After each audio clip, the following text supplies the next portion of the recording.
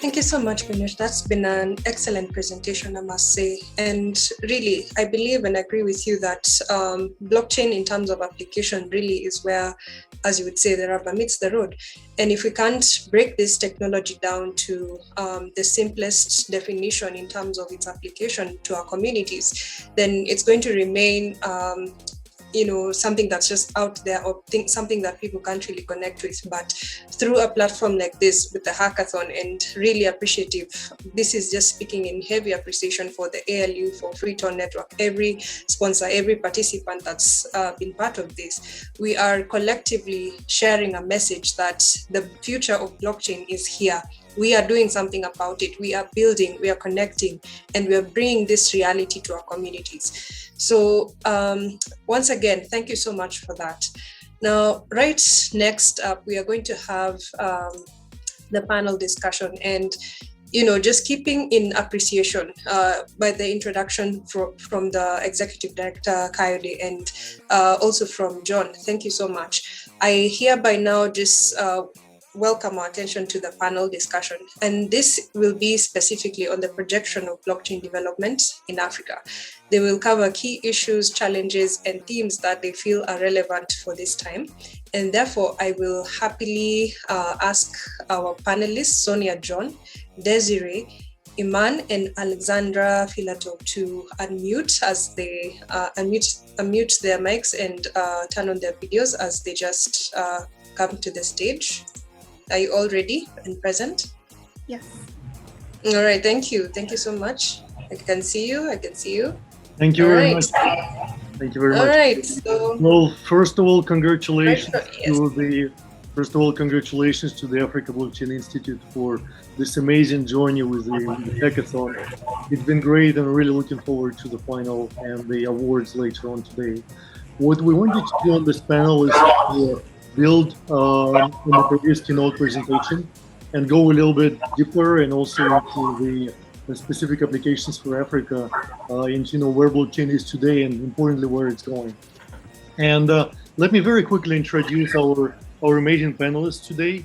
So we have Sonia Jones, who has been a senior blockchain developer with some amazing stories, and you'll hear a couple of them today on her way from basically starting from scratch and then going all the way to the highly sophisticated development. We have Iman Hiravi. She heads up the blockchain community in Egypt, and she's a DEFCON 5 scholar, alumni of the Ethereum Foundation. So pleasure to have you. And we have Desiree Nzengu, who is an engineer, innovation technology specialist, and a very respectable advisory board member at the Africa Blockchain Institute. So welcome, guys, and without losing a lot of time, let's take it from there. As we all know, and we just heard that blockchain is here already, and it's taking a lot of shape. There are a lot of developer tools coming up. That's something that we very much focus on at Freeton. And as we saw recently, blockchain manifested itself in a couple of big hype waves that are seen even outside of the space. One was around DeFi, decentralized finance, and the other one more recently was about NFT tokens that are kind of changing landscape in quite a few industries as well, and are attracting a lot of attention to the industry as well.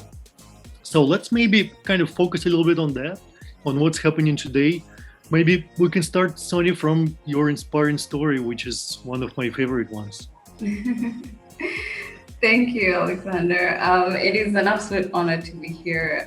Thank you so much, Africa Blockchain Institute, for inviting me. I think it was actually a very great presentation by Binusha. I think she covered a lot of the things about blockchain, what makes it unique, what makes it a very appealing technology. But I think I would like to cover the one part that she kind of skipped over, which is how a lot of people get into blockchain, which is through digital currency, especially since that is how I got into blockchain and Web3 as well. Because in multiple countries, I think all over the world, in Africa as well, we're seeing an increase in government policies that are leading to different kinds of economic crises all over the place. We're seeing a record number of currency devaluation happening, hyperinflation, maybe even the most common of all, which is theft by inflation, which is the most preferred form of taxation for most governments. And this is exactly what happened, in my country, South Sudan, and kind of bearing that brunt of what hyperinflation and how the failure of some government policy, especially centralized government policies, can lead to the destruction of an entire country. It's interesting to note that without a certain pushback on this corruption and unchecked borrowing and indiscriminate taxation, that a lot of people will then look for digital currencies like blockchain and Ethereum and maybe others as the alternative store of value, for a lot of people in the next few years. But I think besides seeing an increase in that adoption of this technology, there's a lot of other use cases, like you rightly mentioned, DeFi, NFTs.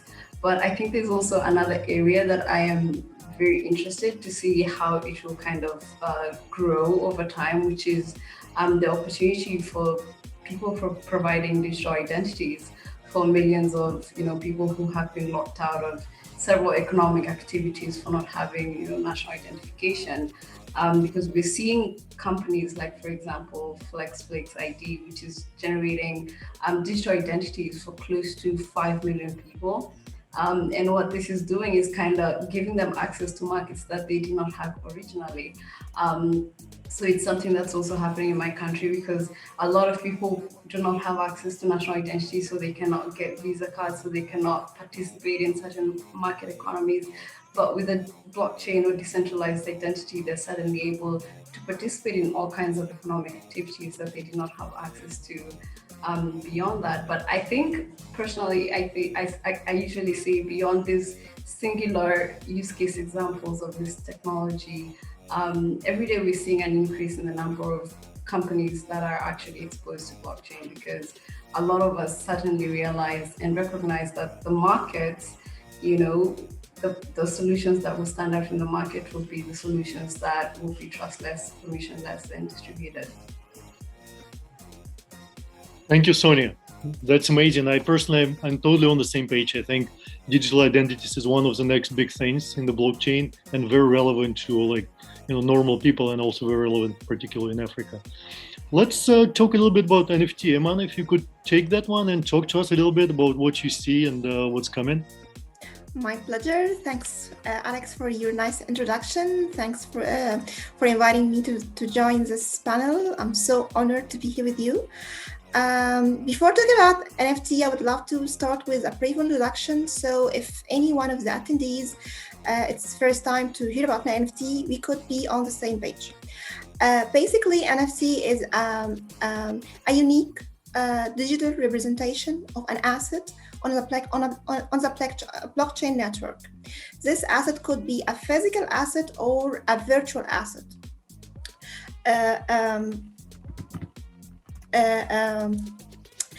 To help to simplify the difference between NFT, which stand for non-fungible token, and fungible token, I would love to start with a basic example. If I came to you, Alex, and asked you to borrow me $10 and just for one day, and the next day I came to you and returned back this money for you, the only thing you are caring about is the amount of money. You don't care about if I return back the exact money or a different paper money, different count. At the end, you are caring about the amount of money returned to you. But if I came to you and asked you to borrow me your cat or your car, I cannot return another cat or another car. It's unique. So I have to return back the exact car or the exact cat. In this case, the cat or a car represent a non-fungible token, but as I have mentioned, it's digitally on the blockchain. in my opinion, NFT is the future of ownership. And it could be used in not only for digital works or collectibles. It could be used in different fields, including copyrights, certificates, tickets for influencers, and so. Currently, we see that NFT is a very hot topic. Everyone is talking about NFT. Every minute you hear about NFT, and maybe this because especially after Jack Dorsey has sold his NFT, his first tweet in Twitter for $2.9 million, and Mike Winkleman has sold his artwork for $69.3 million. And in my opinion, I can classify people who are passionate and enthusiasts about NFTs in two categories. The first category is crypto traders or crypto investors who see that this trading NFT has lots of profits. And the second category is people who see that NFT could solve a problem. It could be used to build a very innovative solutions, especially after COVID-19, not only for tech people, but also for non-tech users like artists, like content creators, like influencers, and so. And now lots of VCs actually are investing in NFTs, especially marketplace. OpenSea, for example, one of the most famous marketplace for NFTs, last month has raised about $23 million. And in my opinion, the hype of NFT for artwork now and collectibles, but sooner we will see lots of interest in NFTs that manage copyrights and which is focused on influencer and so on. And I hope I could cover everything. Fully agree with you, man. Thank you for an excellent kind of quick and very focused pitch on NFT. Desiree, would you like to do the same on DeFi? Just talk to us, where we are and where you think the space is hidden. Yes, I can do my best. About DeFi, actually, to be honest, initially, I've been actually looking at things related to DeFi for a while, but I just didn't know that it was called DeFi. It seems like it's a term that has been coined recently. And then some people also thought that while there is DeFi, then there should be CeFi. What I've realized is that basically DeFi for many people is financial technologies put on the blockchain. But the beauty is that from the time Ethereum, dApps, and MakerDAO, and many other key actors in DeFi have started operating, this term was not known as it is nowadays. So I'm going to try at least to break it down to the most basics. We have fintech, which is technology applied to financial solution, which is a sector and an industry. Whether you are a startup or company and you're building something that is putting together technology for financial purpose, you're working on the fintech sector. And within this, most of the systems are currently centralized because, they are built on the current technologies that we're using and love. But the drawback is that they are centralized, as I mentioned earlier, which means that they are permission system. You need to have the authorization of a middleman or a central authority of proceeding to transaction. A practical case is, for example, if I want to transfer some money from a country in Europe to a country to Rwanda, for example, or Central African Republic, it will take not only weeks, not only days to get there. It will cost up to 30% of the amount that I'll be sending to the country. So you have to think about that. I mean, you want to send 100 euros or $100 to your family elsewhere, and you have to plan for about $130 minimum as part of the cost that you'll be paying for it. And there is no reason whatsoever to justify that, because Ethereum nowadays allows for transaction to happen I wouldn't say at the speed of light, but pretty fast. But because the centralized systems, which have been coined sci-fi, are still operating on old, outdated backend system, despite having a beautiful and sleek UI, we believe that what stands in front of our eyes when we're using Robinhood or our bank application is as powerful as what stands in the backend. But the reality is that backend or centralized systems are still coded very often with old programming languages like COBOL or maybe Pascal. My father was an engineer, and when he was a student in the 60s, he learned COBOL. This is still the same language that builds this backend system. So now we're coming to DeFi, which is putting the decentralization and advantages of distributed computing system into these financial technologies. It's digital native from the beginning.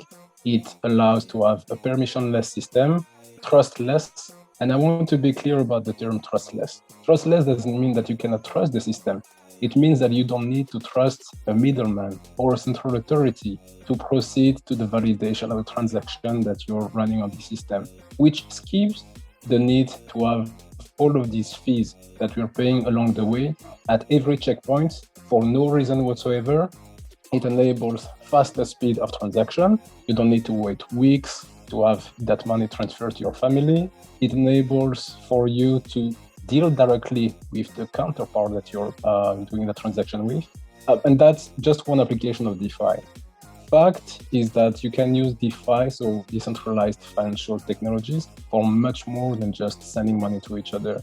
Everything that involves payment system, transaction, whether it's a marketplace, whether it's a parking system, this involves a transaction, a transfer of money, coins, whatever you want to call it, to each other counterparts. And if it involves a component of trust that if it involves a component of trust and that you would like to not have to deal with someone else's authorization to validate the transaction, then DeFi is, I think, a go-to.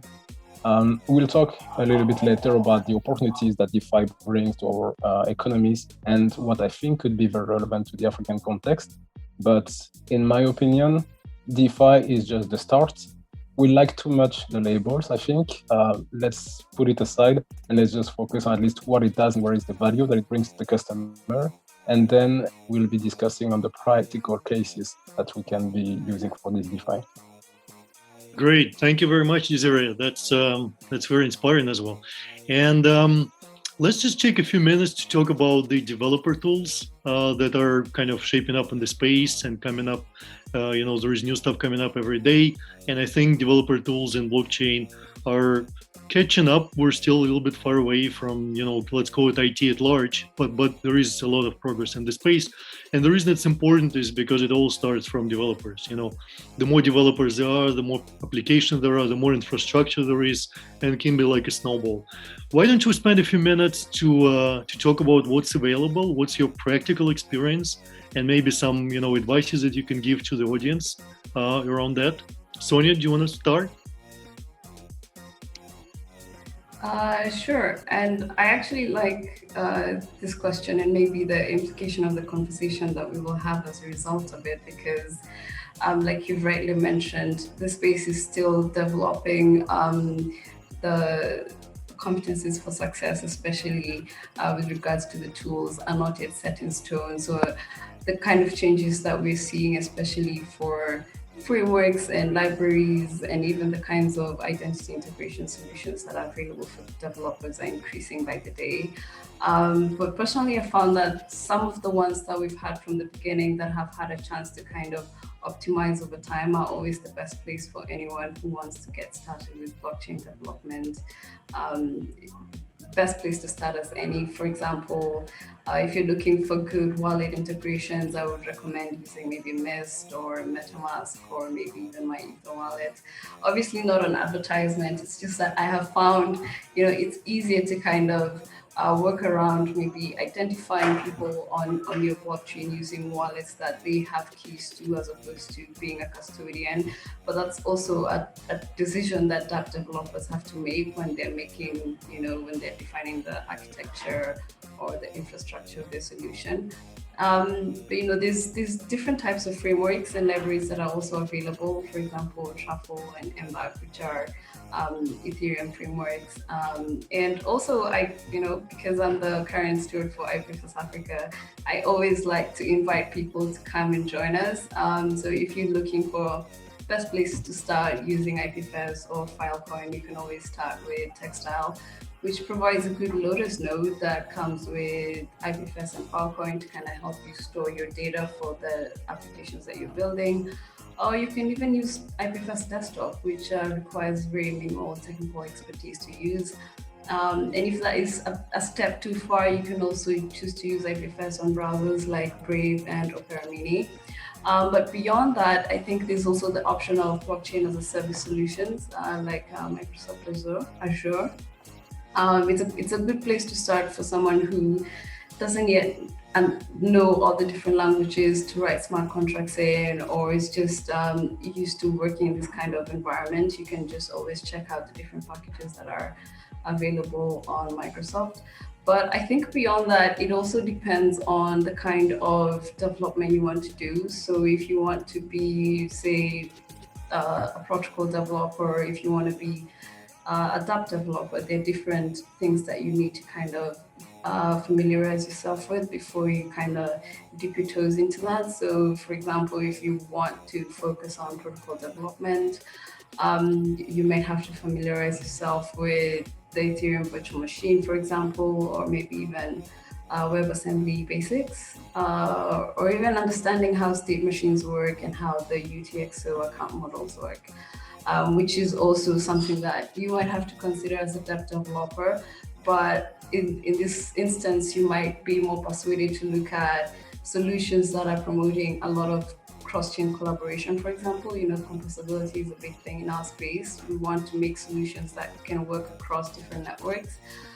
So languages like Reach, which are being developed to kind of help developers to build applications for any blockchain. I think those are awesome tools to kind of look out for. Thank you very much, Sonia. Desiree, Imane, you want to jump in for a couple of minutes on your experience, and then we move over to the most exciting part, the future in Africa. Yeah, I would love to mention that if you are interested in joining this field, you don't have to be a developer. As a UX, a developer who writes codes. If you need to build on top of what you already know. If you are a web developer, you can start to be a dApp developer. If you already know the low-level languages like C++ or Python or so, you can be a dApp developer like Sonia has mentioned. If you came from UX and you love to design, you can design, and there is a need for UX designer in blockchain because one of the most challenging points in blockchain now is providing a better user experience to reach the mainstream adoption. Also, if you don't want to be a developer, there are lots of opportunity to join the space from as an entrepreneur or as in media and the legal part. Lawyers has a big role in this domain. So it's not only, yes, this panel is talking about the development, but if you are not a developer, you don't have to take you don't have to shift your career to be a developer in order to join this new evolution. As I would love to say, it's not revolution, it's evolution of the internet. Thank you so much. And maybe just to complement what Iman just said, and first of all, actually, I would like to thank very much the panel for being so tech savvy and also diverse. You realize that there is up to now thanks for Throne to be part of this adventure, but we are lacking representation and diversity in the ecosystem. So the more, the merrier. And that's why every African person or beyond who are listening to this discussion and feels that blockchain, beside being or already being the next big thing, could be technology, a system that can radically change the way we're operating, upgrade our outdated system, remove the need for middlemen, and accelerate some of the processes. You can work on both the tech part, the business part, the strategy part. You don't need to be a programmer to get into it. You can learn along the way the basics. You can build upon what you already know. Python, JavaScript, C++, all of these languages are already applied in the traditional computer science realm. So you can just learn the frameworks, work with partners, build, test, and on top of that, being an advocate for the use of blockchain in every sectors where you see value beyond the pure cryptocurrency benefit, because at the end of the day, cryptocurrency, like fiat, it's about money, but within money should be a value. What is the value that you want your user and customer to benefit from? Thank you very much, guys. There are a couple of interjections that I want to make. The first one, as we kind of already said, is the blockchain technology is catching up on performance, things like throughput, speed, latency, finality, and pretty much closing the gap versus centralized IT, which existed with Bitcoin, for example, as we all know, with the block being formed in 10 minutes, and a lot of limitations around user experience around that. So that's kind of one point. It means that there are more and more use cases that can be now built on top of the blockchain without compromises on user experience in terms of speed, for example, in the B2C cases. So that's kind of one angle. And the other angle is I think what happened in China with the revolution about fintech, where they basically jumped through a couple of IT generations and it became one of the most sophisticated, advanced fintech nations. I think for Africa, blockchain offers kind of the same opportunity to transcend a couple of generations, and help solve issues around lack of banking infrastructure, very poor banking infrastructure. So with those two things in mind, what's the future? Where are we going? What can specifically happen in Africa? Let's inspire our audience. Sonia, you want to start? Yes, I can most definitely start because this is exciting, thinking about the future. It's anything but dull, especially if we continue developing the solutions and the leaps and bounds that we've seen over the last 5 years. And one example that I usually like to give in this scenario is how the explosion of the use of decentralized storage could be revolutionary or evolutionary, as Iman says, for Africa, in the sense that, first off, we have been accustomed to the use of centralized storage for a long time. It's how most people were introduced to the internet, and some people cannot imagine what the internet would look like without centralized storage solutions. But what we're trying to build with, say, Filecoin and Ipfs, which is a decentralized storage protocol, is a way to incentivize people to not just provide storage, but to make it a marketplace where people who have data that they want to store in a private, trustless, permissionless way can do that. And one of the ways that I see this kind of building out as we go along is, for example, incentivizing miners to run their storage solutions on clean energy solutions, for example, which will solve the problem of, say, energy production on the continent, which has been lacking for decades now. And although we're still trying to catch up with the rest of the world, we're still a long way to go. So if we can find ways of incentivizing, for example, people who want to run decentralized storage solutions to compound that with the use of clean energy solutions, then we find that we have kind of, kill two birds with one stone, in the sense that we'll be able to provide energy for a lot of people who currently do not have access to, say, electricity, and we'll be able to get people to store their data in a decentralized fashion. Thank you very much, Sonia. Iman, do you want to continue? Take it from there? Yes, sure. Because for NFT, I believe that Africa has lots of opportunity in NFT, and we need to leverage it. We need, as African, we need to we need tools to access the digital economy, which especially after COVID-19 and which affected our life badly and our economic badly. I just imagine that Africa, with all the resources that we have lots of talented in this continent. If this talented is not only developers, we have entrepreneurs, we have content creators, we have artists, we have musicians, lots of things. If you just imagine with me, we could build a solution that let a woman, a single mother, or a breadwinner woman, which is, for example, she is an artist, author, a craft worker, to let her to build, to sell her artworks and get and make money while she's taking care of her child at her home. And not only that, we could throw NFT, we could throw if we provide a reality program, for example, we could let this woman to make money, sustainable revenue for her with every artwork sold from the new owner to the next owner and so on. And this will help us create lots of innovative solutions, and we as an African, aware of our strongest parts, we know that we know also as well, we know our problem more than anyone else. And I want to just mention one important thing.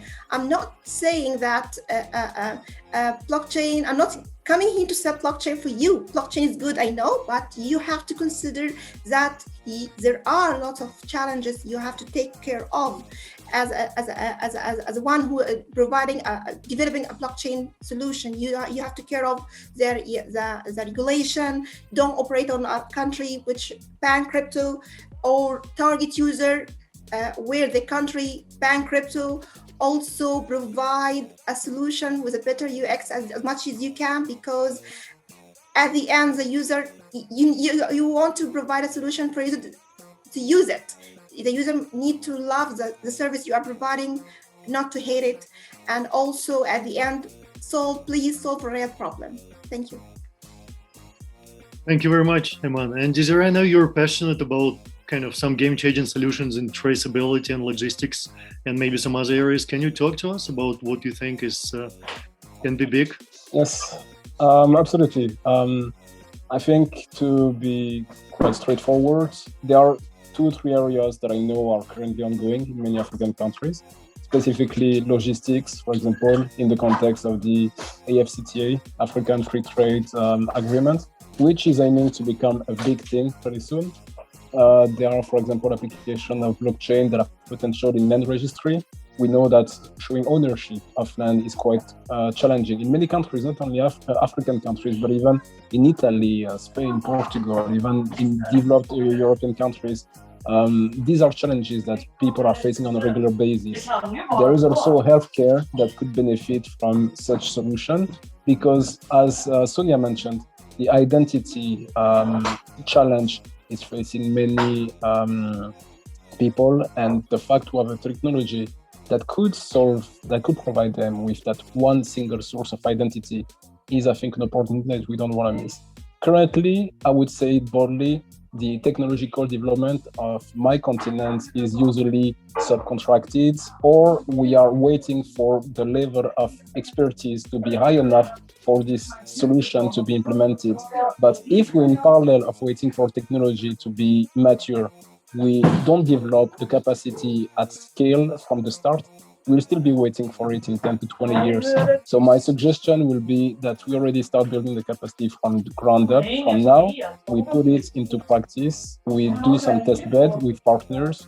We don't expect the change to come from the top, but we try to implement it from the bottom as much as we can.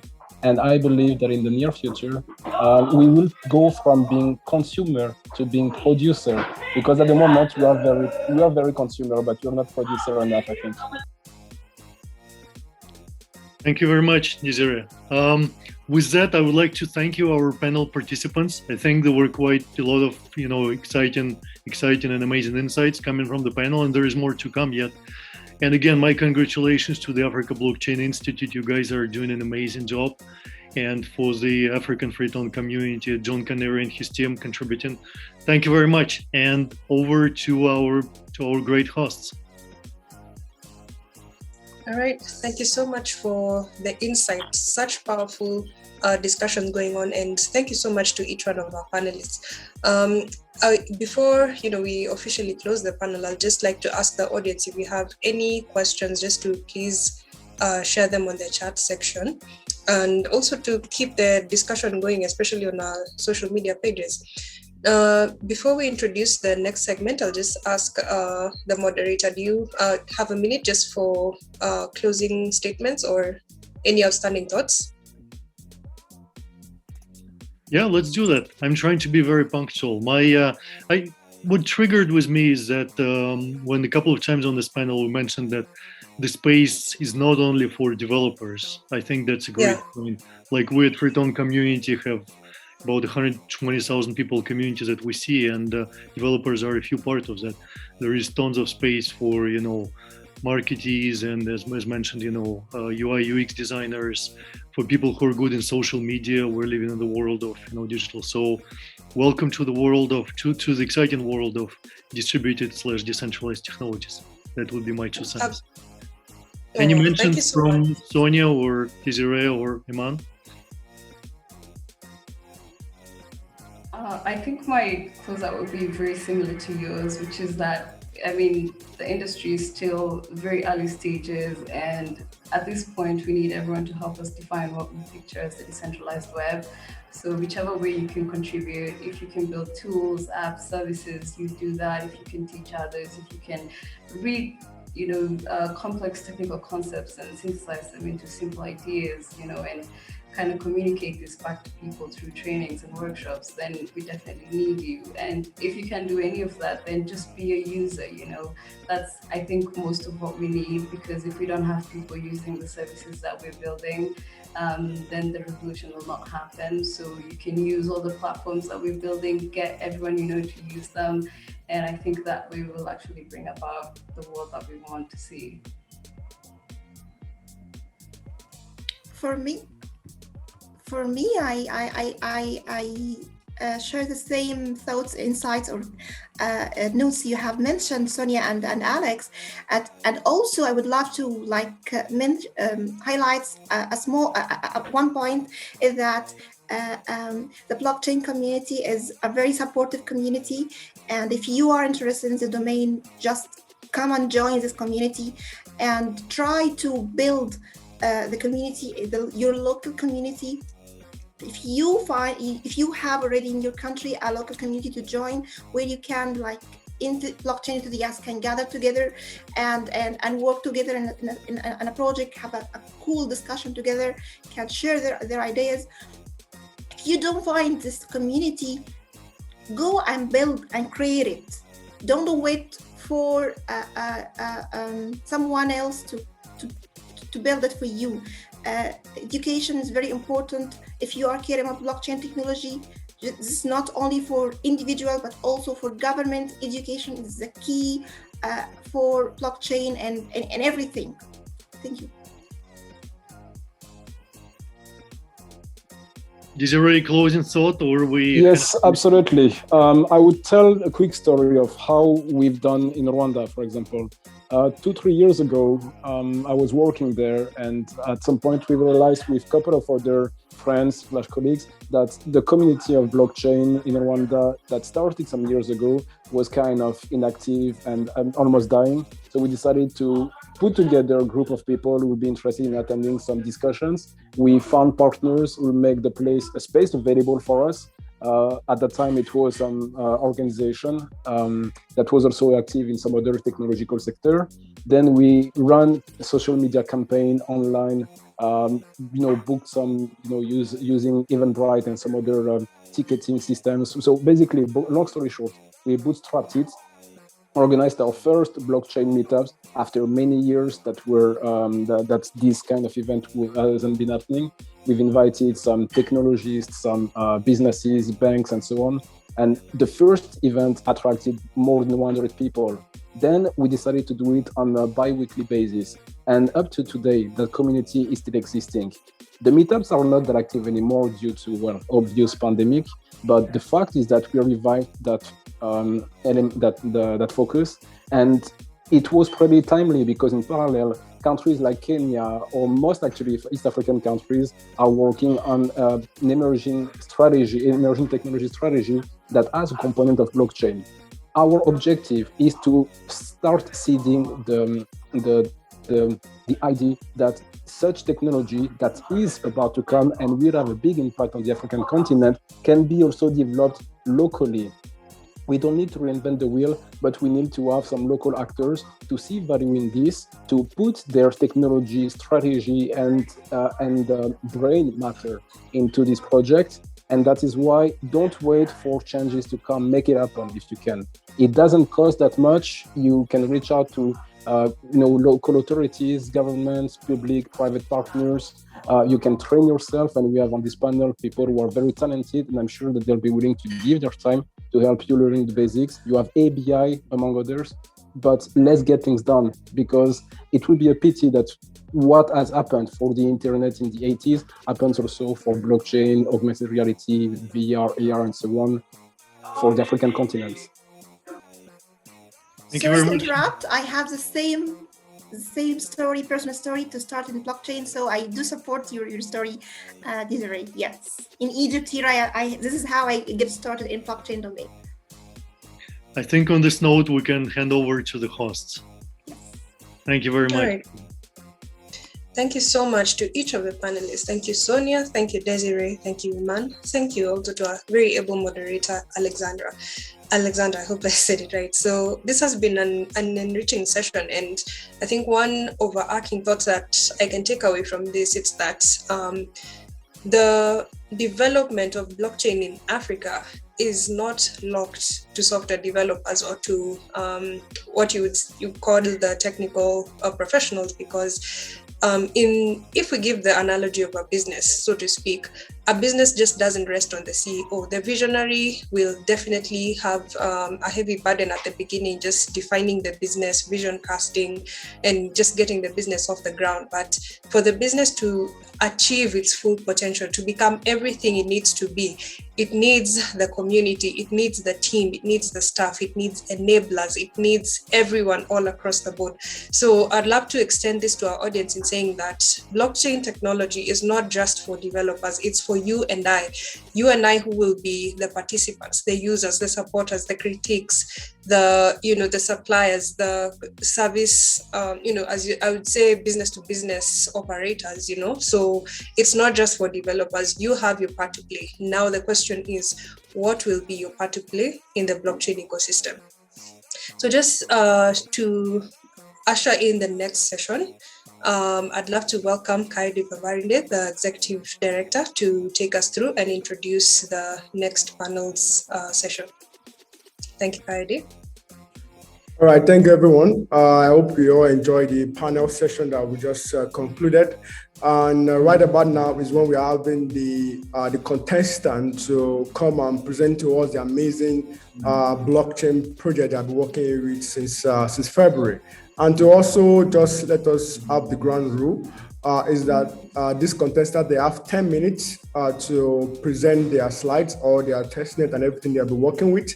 And afterwards, there'll be question and answer from the judges. To join us today in terms of the judges is Mr. John Kayari, the member of Sub-Governance Freetown Africa. And also we have Mr. Adedayo Adebajo, the managing director from Delarida Africa. and also we have Young Austin as well, joining us from the Freetown Africa of Governance as well. We have like 5 criteria that we're used to judging the contestant. First is the originality of this idea. We'd like to know how original the idea is, and the second thing we like to also look into the business value of what it is they are trying to project to us, and also we look at the innovation of the project, and also we also know how impactful in terms of humanity, how this project can contribute to humanity, and finally also summary of the way they present to us today. Moving on, I've mentioned about the judges and also the criteria. So we have 3 contestants joining us today in person of Mr. Joseph Ifitim. We also have Mafo Anna, and also we have Oliver as well. So the order, the first person that will present here today is Joseph, and then we have Mafo, then we have Oliver. So our timekeeper today will be our host, which is Roseanne Wanderer. Should be helping us to check in time for 10 minutes, and after 10 minutes, the contestant will have to stop talking to the next person, and there's question and answer. Thank you very much. So we hand over to Joseph to present his own presentation. Thank you very much. Hello, everyone. Now I'm going to share my screen. All right, I'm a participant from the Campus Blockchain Hackathon, and I'm here to present my solution, which is by name IMOC, to solve problem with education inequality, which we experience majorly in Africa and Nigeria, in terms of proper follow-up and weekly assessment for students.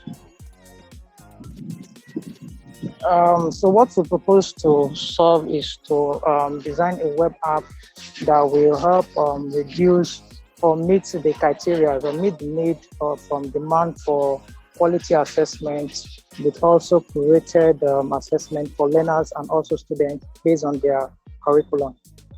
So we are proposing a solution to solve inequalities in terms of filling gaps in the educational assessment and motivation for students in terms of incentives and gamification through proper practice within the web applications. Now, how it works. Now, we have a simple website which we've designed and is hosted. Can you all hear me, please? Hello? Yes, go ahead. Yes, go ahead. All right. Sorry. All right, so we have a simple website which we've hosted on the front end, which is IMOC1 Versal.app. Now, this is how it works. I'll just walk you through before I try the demo. Now, user get to access the application through this link. Then before user can set question, users or author has to has to have a Tron wallet. So there is a need for Tron wallet in the equation. Though what we are proposing is a partial decentralized solution. So any user, both student, author, or creator of questions or past questions, questions or assessment questions, will have to create their Tron wallet. Then number 3, users create a Tron wallet and generate their address. They request or buy Tron crystals. Then number 5, for user to set a question into our database or into the platform, he or she has to pay a Tron fee, which the organization IMOC can use to sustain database maintenance and the rest. Now, our market analysis. Now, we are targeting students or people from the age 11 to 25, which holds a very large part of the world, according to statistics, which have about 5 million male within that age bracket. And in Lagos, we have about 1.1 million people within that age bracket that are secondary school students. Now, technical architecture. Now, we're using Chakra UI, we're using Firebase, and also we'll be using the Tron blockchain. As I've said earlier, if you look at the second, after the Web 2.0, the Web 3.0, you will see a partial decentralized solution. So that's where our solution will be. That's how it will work. First, interaction between the server and the client. then which then connects to the internet. Then from the HTTP request angle, now there will be it will be centralized. The solution will be centralized, whereby the interaction between the fetching of questions, submitting of questions will be done on a centralized network, which is the Firebase and is hosted. Then the wallet address, creating of wallet and payments between the platform, staffs and teachers and the platform, students and the platform will be done on the blockchain, which is under this server API. All right, the use of blockchain. Yes, we intend to use, or we'll be using the Freetone blockchain, one for issue token, and also to manage payment, and also to invite participants, because we want participants, once they start using this platform, they should be able to network, tell one or two of their friends about the platform, how it works, how they can use their SS time or their free time to earn some token. All right, now according to this quote by Mother Teresa, it says, I can do things you cannot, you can do things I cannot, together we can do great things. Now what the platform is, or what I'm going to demonstrate, is that this platform gives room for anybody to be an author, in as much you have a good remark and you are reputable. You can be an author, you can set question, biology question, physics question in IT engineering and what have you, and still be impactful, still change student lives. Now, what we design is just a simple web design, which has the user profile, the navigation menu, networking in Telegram. We are giving you network to Telegram, access to mentor site, and contact us.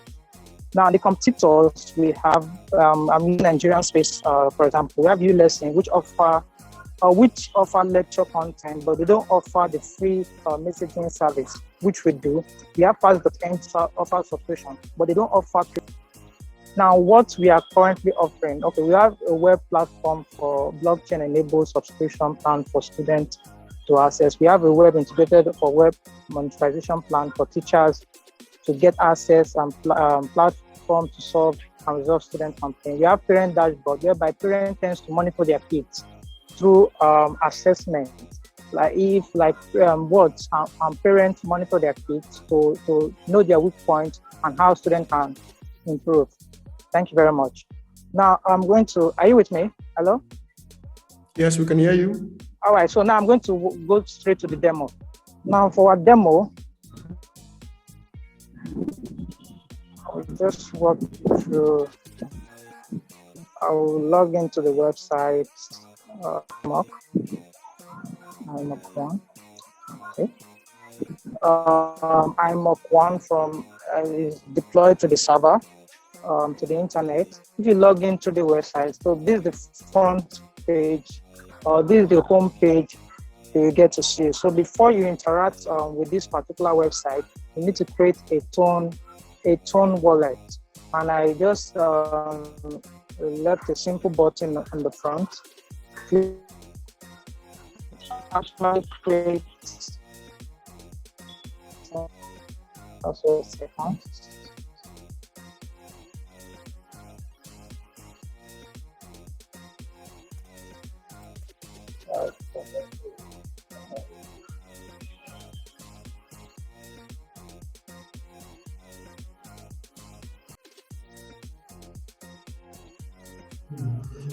I guess we lost Hello, Joseph. you're sending now?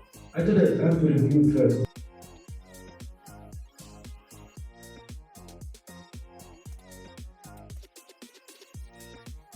Joseph, are you back? Yeah, I'm back. I'm sorry, the network. Can I go on, please?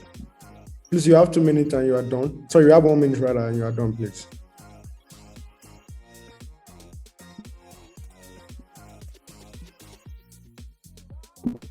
Can I go on? Please, you have 1 minute and you are done. All right, I'll be fast.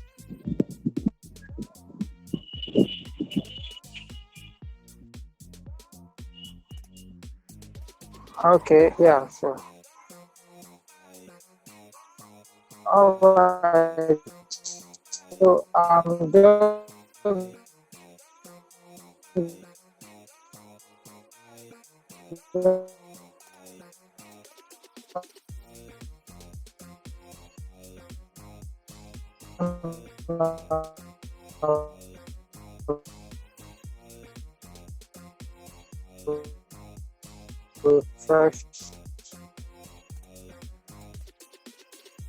So once user access the website from this portal, they get to create a Tone wallet.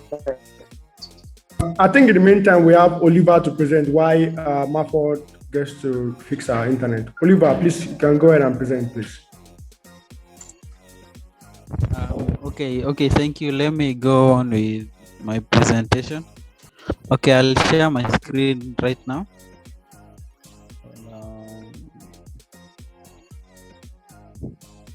Yeah, okay. I guess you can all see my screen.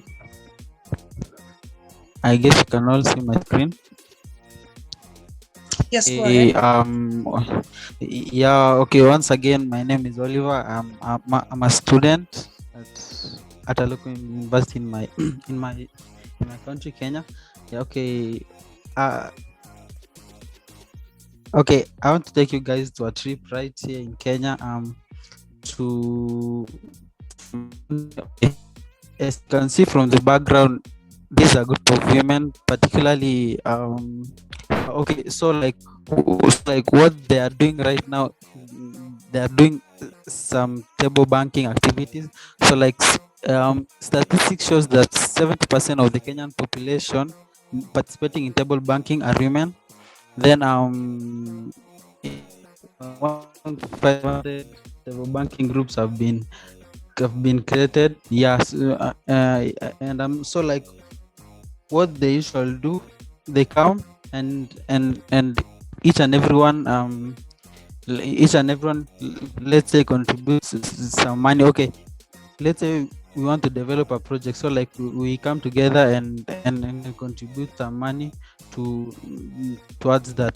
But now so like the problem statement is now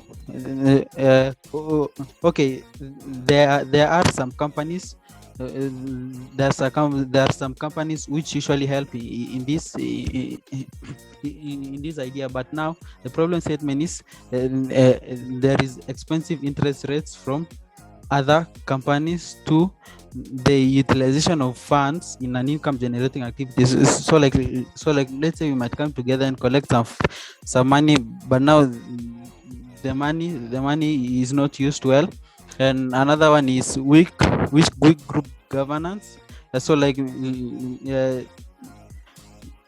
this is mainly due to bad leadership and fake transactions. And another one is during the pandemic period, people were dispersed to go find new jobs. So like almost 50% of the groups ended up failing due to minimal interaction.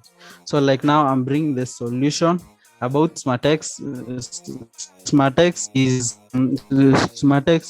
is a web application. So like SmartX is an innovative, online banking solution as opposed to table banking that provides impact to users in Kenya by enabling affordable, secured, and seamless financial transaction in a decentralized system. So like SmartX is a solution to the table banking problem, So like okay, about the app is affordable. Then utilization of funds in income generating activities. Then secured against fraud. Then it's decentralized, then continuous and seamless. And then also monitoring of a group project and access of microfinance. Yeah. So like how it works, users open the web app and okay, each and every user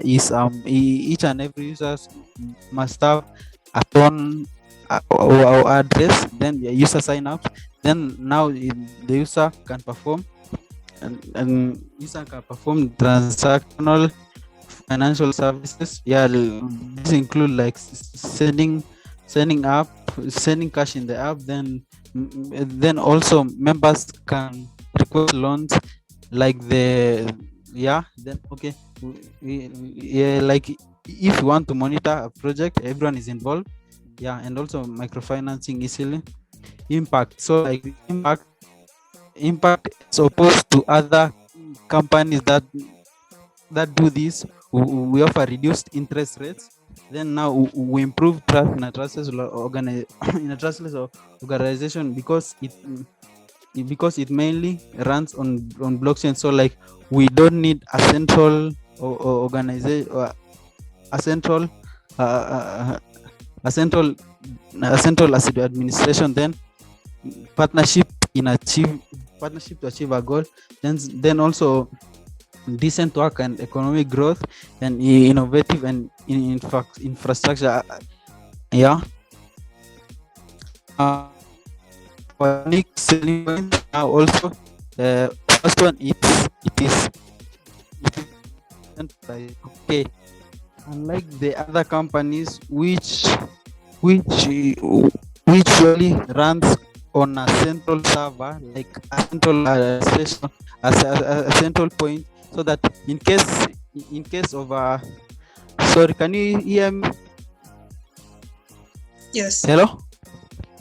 Yeah, so like let me continue. So like it's decentralized. So like instead of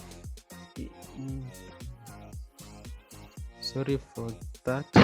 So our unique, first of all, is it runs on blockchain.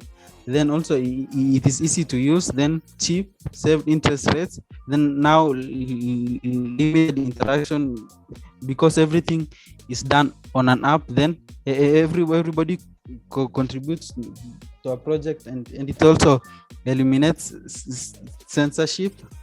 The customers now, our key customers is first the table banking groups. Yeah, so like age 18 to 60 years. Also business investors. Okay,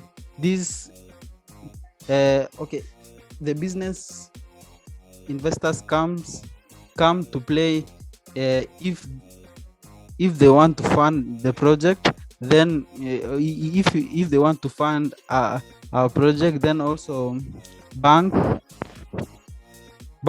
who are our key partners. Then unit economics. So like first, the expenditure of hosting the app is around $40. Then also now our cost price, like first, how we earn our cash is first selling our app. Also sending messages, like now interacting with the blockchain, and also selling ads in the app. Then okay, if you get some like 1,000 clicks, is in 1,000 messages sent, like the price will be about $50. Okay, in about 2 or 3 weeks. Then in 1,500 messages sent, yeah, it will be like that. Then okay, our key partners, I'd say the banks. Okay, the banks will help in like advocating our apps. Then also women groups, yeah, and business investors. Then the customer relations. So like how user interacts with the app. Like we will introduce something like a 30-day free trial. So like now this will help it will help in convincing our customers that the app is good. So like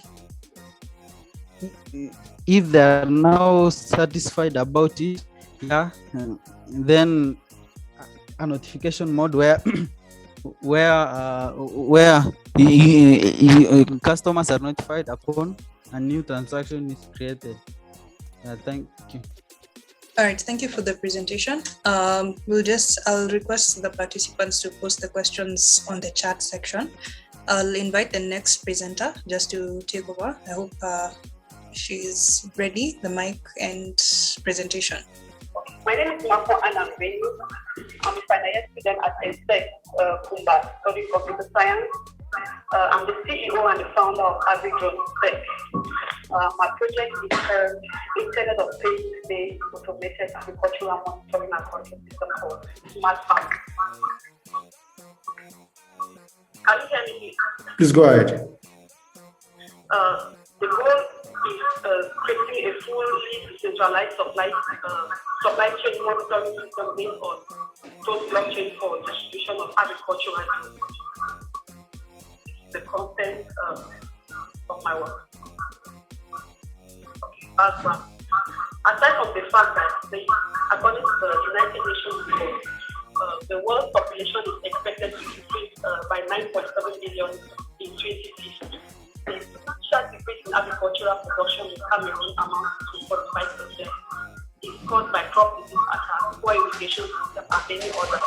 Different measures such as application of fertilizer, insecticide, and technological development have been adopted by farmers, the government to combat the situation for food abuse. According to Food and Agricultural Organization of the United Nations report in 2018, about 75% of Cameroonians who are involved with agriculture as their main occupation still practice traditional and conventional methods of farming, which require vast manpower and manual intervention. But the lack of manpower is one of the major challenges that farmers face nowadays. With this approach of farming, the following problems can be identified. The traditional method and the tool used by farmers is time-consuming and labor-intensive, given that the farmer needs to spray and monitor a whole hectare of farm before the day runs by or the week. Okay, in Cameroon agriculture, physical control and monitoring of crops in large farms only allows about 40 to 55 coverage of the farm, hence in the addition of the traditional method.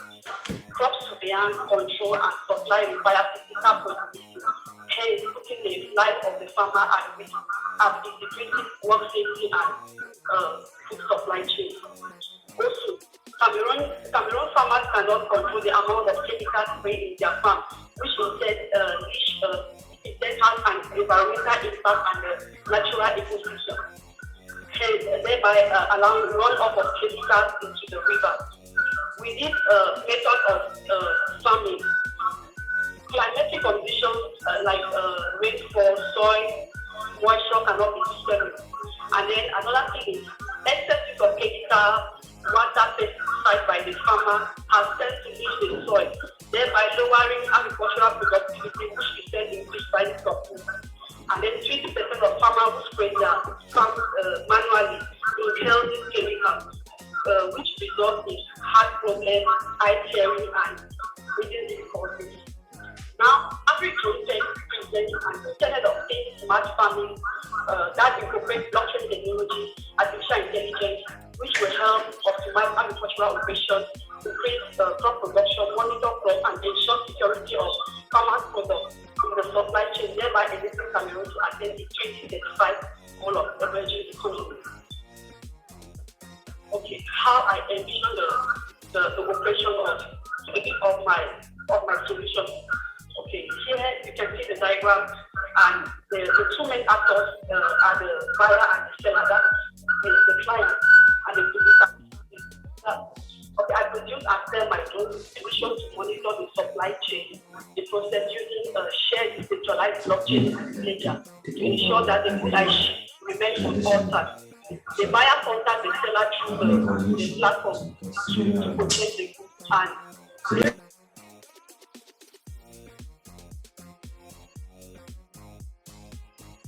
hello? Yes, we can hear you now. Okay. All these information are encrypted so that the buyer can see but cannot alter. After this phase, the seller dispatches the requested goods and it each package, we have sensors like the location, the light, and the time sensor. This data is committed to the contract, and then the contract contains protocol controlling the double authentication process.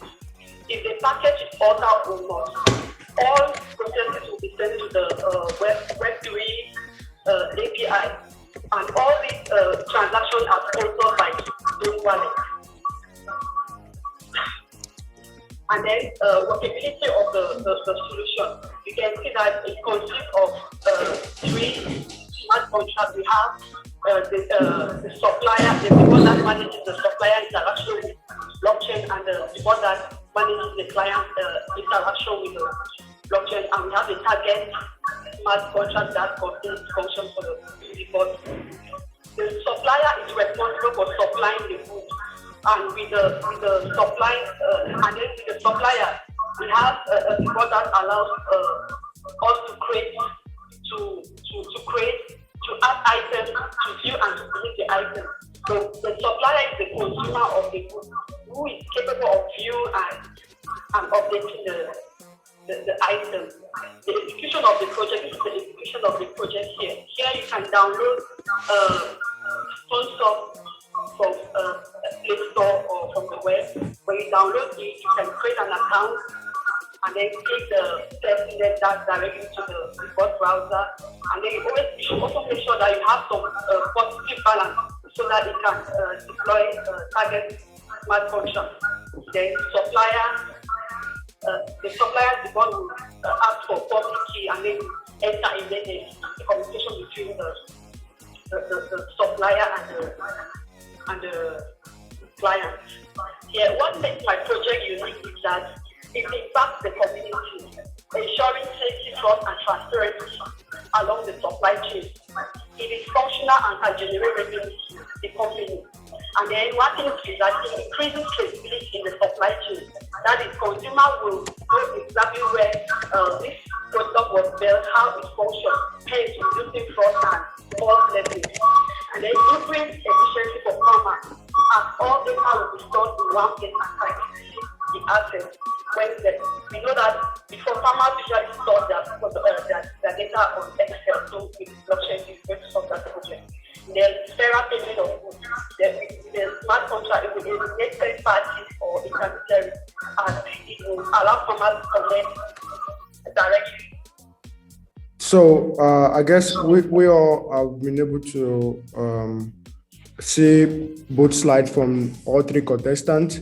I will make the floor open to the judges to go ahead and ask the contestant their questions. Thank you very much. Yes, I have a question for Mengit Kimei Kayode. Yes, I can. Okay.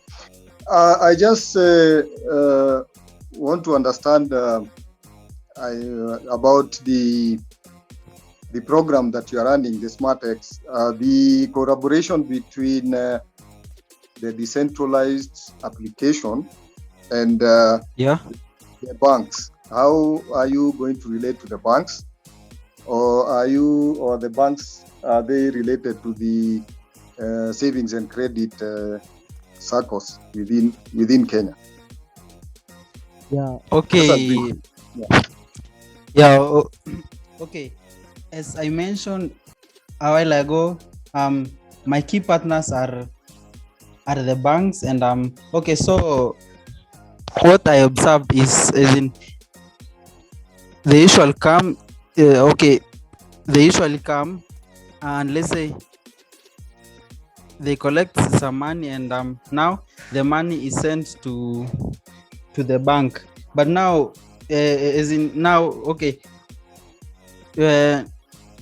normally one person usually now is sent to collect the money. Is sent to put the money in the bank. But now, with my app in place, the app will act like the intermediary. Now the app is the one responsible for for sending the money to the bank. Yeah, okay. I get you. The other thing, do you have a demo? I didn't see the. Yeah. Okay. Sorry. I was working with the demo, though now. Okay. It brought some issues, particularly when sending the message to the contacts. Let me do something just a little bit. Yeah. Okay. This is the demo. So like now, once a user signs up, so like the user can come and okay. I had issues when I had issues interacting with the contact. So like as in sending and retrieving messages from the contact. So like it's not completed yet, but yeah. So like this, so like I come here to the project sections. Now let's say I can initiate a project. Okay, let's say the project is constructing a dam. Then now project is let's put something similar, and the amount that will be let's put a rough now. Okay, now when I create it, everybody will see in the app, and everybody can get an opportunity to vote as in whether this project should pass or not. Yeah. Yeah, that was. Thank you, Oliver. I think I'm done for questions. Maybe the other jury members can progress with the other contestants. Thank you. Hello, everyone. So I will direct my questions to Joseph. So Joseph, with regards to, you said something like partially decentralized. So I was like, copyright and other stuff can be a big issue with people putting up stuffs. Do you have anything in check that could look towards that with regards to copyright? And you mentioned some of the competitors. So I wanted you to kind of draw a little more light on how your own project is going to stand out against theirs. Thank you. Thank you very much for that question. In terms of copyrights, we intend to make the application open. That is, once you access and you submit your question, irrespective of someone mocking that particular question. Most of the times, a question said today is a past question tomorrow. So it's not a question that stays forever or peculiar to one person. So there is no unique question to a particular person at an instant. So author gets to gain more remarks based on review and comments from students who have practiced with their questions. So when author drop the next question and whatsoever, they will know that, okay, this person is credible. That's one. And also, the IMOC itself is setting past questions which will be made available for free for students, majorly. So there's no price for it. There won't be any price attached to it. Now, for your second question, if I should get right, please, can you come again, please? I'm sorry. Your second question. Yeah, you mentioned two competitors. So okay, yes. We have ULesson here and Pass.ng in Nigeria. ULesson, they do learning. They give learning content on their platform. They teach you. So ours is different in the sense that we do follow up. We do a regular weekly follow up. Like we make sure we spread our tentacles to every geopolitical zones. So I'll be able to get what students are actually doing. And how do we achieve that? We will also give a feedback mechanism for students to submit a review. Although incentives will be involved, whereby if a student should take a particular subject, a topic in their area, in their subject area in school today, they can, fill a form and take a review, then give us feedback. Then we From those feedback, we can do a weekly curated assessment for them. Then for Pass.ng do a recharge card subscription-based model in such a way that you pay maybe 100 Naira recharge card, or you subscribe with an 100 Naira recharge card to have access to past questions. And don't forget, these past questions are ready for and available for everyone. We are we partner with our key partners at the Ministry of Education, exam bodies in Nigeria and also in West Africa. Now, after the exams, they give out these past questions, so it's open. So nobody will say, okay, this question is unique to me. No, we don't. I don't think that will be quite sensible. Okay. That's your question. Yeah, thank you. Yeah, that answers it. That's all from me for the questions. All right. Good morning, good afternoon, everyone. So I'll be directing my question to Mafo. Yeah, you made a presentation about integrating IoT with drone AI and blockchain technology. Well, during your presentation, you made reference, of course, to supply chain, managing the supply chain system with using blockchain technology. But well, your presentation was actually supposed to be about drone application, AI, and IoT. I can't really see how blockchain is coming into place to solve any problem here. So probably my question would be on two different bases.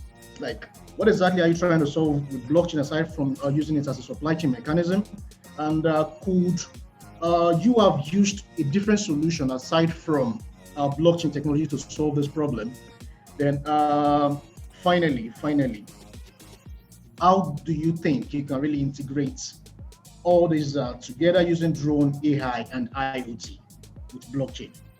Yes, sir. The solution can work without blockchain, but the additional advantage, like I said, was that it will ensure safety, trust, and transparency in the supply chain, which is what makes my solution unique.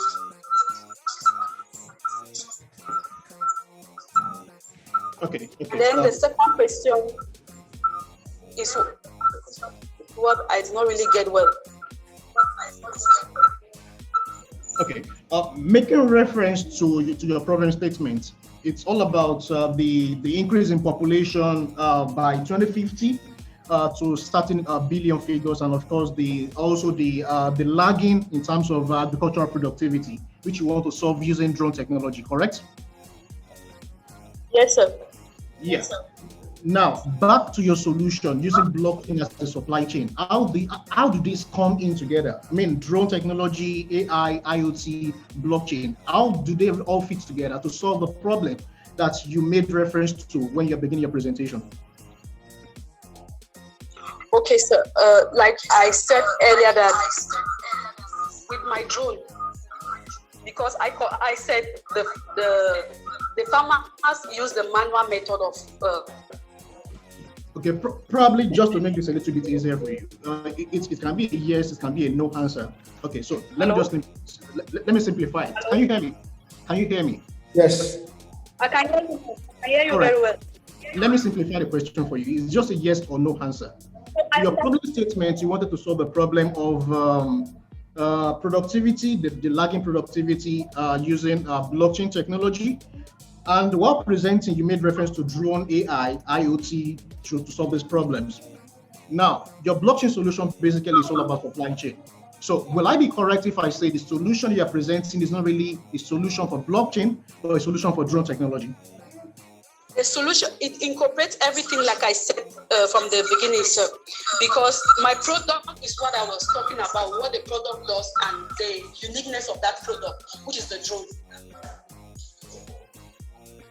So I spoke about the drone monitoring the farm, and once it monitor, and I spoke about artificial intelligence, which identify crop diseases, and that is, it detects crop diseases and automatically spray it if there's any crop infection. And then with all this data gathered, it will be saved in the platform. That's an additional advantage of the product that I'm advertising, that is I'm showing that the farmers are going to use. And supplying this product, this is what it's going to do. the safety, how safe the product will be, how transparent it will be. That's where blockchain technology comes into the product. All right, thank you very much. All right, thank you, Mafo. So I guess we have come to the end of the hackathon contestant presenting their projects. We have to leave the judges to go ahead and allocate their scores while we move to the next on the agenda. So over to you, Rosalie, for the next section. All right, thank you so much. And I appreciate each one of the presenters. I wish you all the best as we proceed to the judgment segment.